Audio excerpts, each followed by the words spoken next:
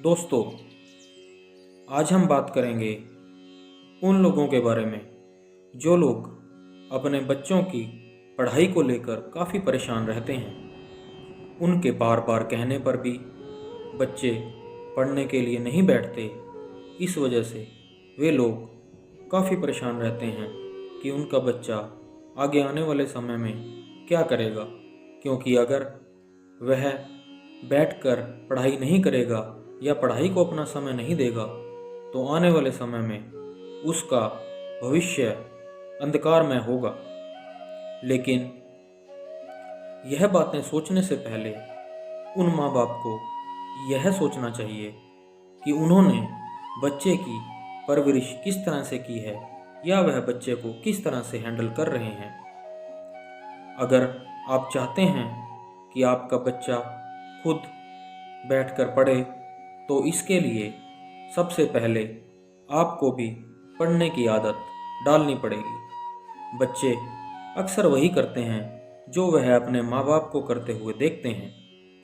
अगर आप लोग भी बच्चों के सामने बैठकर किताबें पढ़ेंगे तो बच्चे भी माँ बाप को देखकर, या कहें कि अगर आपका बच्चा है तो वह आपको देखकर किताबें पढ़ना शुरू करेगा, जिससे उसकी भी एक आदत बन जाएगी कि मैंने बैठकर किताबें पढ़नी है या स्कूल का काम करना है।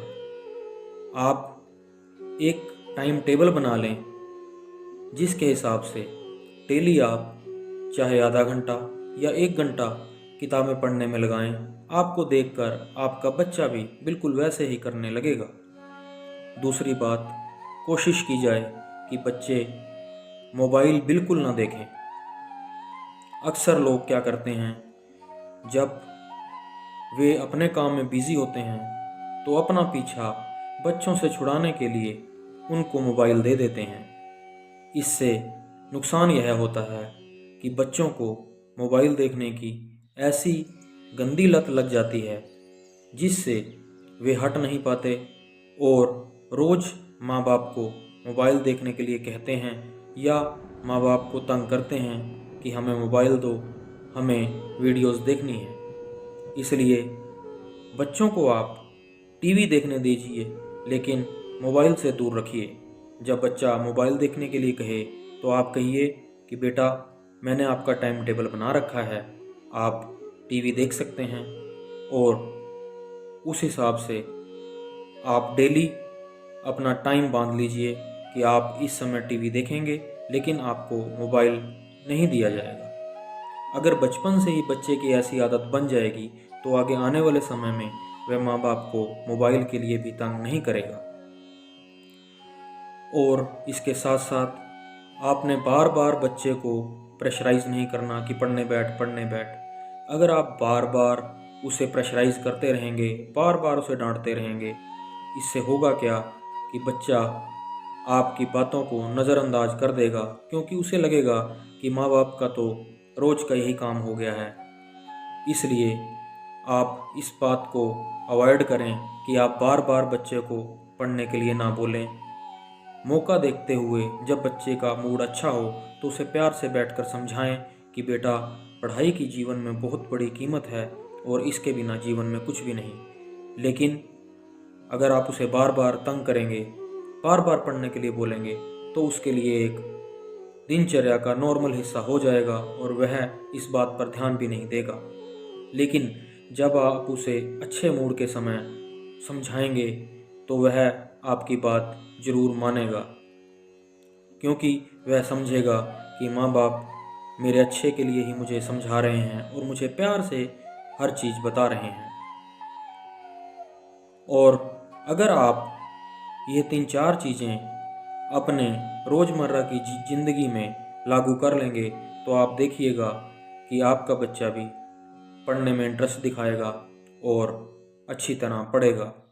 साथ साथ मैं आपको सबसे ज़रूरी एक बात और भी कहना चाहता हूँ कि जब बच्चे के एग्ज़ाम होते हैं या टेस्ट्स होते हैं और वह आकर आपको मार्क्स दिखाता है तो आपने कभी उसको दूसरे बच्चों के साथ कंपेयर नहीं करना कि उसके 20 में से 19 मार्क्स आए हैं, तुम्हारे 20 में से 10 आए हैं या 12 आए हैं, आप उसे प्यार से समझाइए।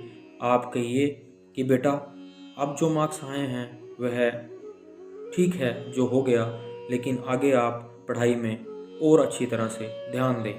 आप उसको अगर कोसेंगे तो वह इससे अपने मन में नफ़रत भर लेगा, दूसरे बच्चे के खिलाफ भी उसके मन में नफ़रत भर जाएगी और वह पढ़ाई में अच्छी तरह मन नहीं लगा पाएगा, क्योंकि उसे लगेगा कि माँ बाप तो मुझे कोसते ही रहते हैं। तो उसे प्यार से समझाइए, नेक्स्ट टाइम इम्प्रूवमेंट के लिए कहिए, लेकिन उसे ज़्यादा डांटिए ना या उसे बिल्कुल भी ना मारिए। ये सब बातें अगर आप लोग ध्यान में रखेंगे तो आपका बच्चा ज़रूर पढ़ाई में ध्यान लगाएगा और खुद बैठकर भी पढ़ने की आदत उसकी धीरे धीरे बनती जाएगी। आशा करते हैं हमारी यह वीडियो आपके कुछ काम आएगी। मिलते हैं हमारे नेक्स्ट वीडियो में, तब तक के लिए धन्यवाद।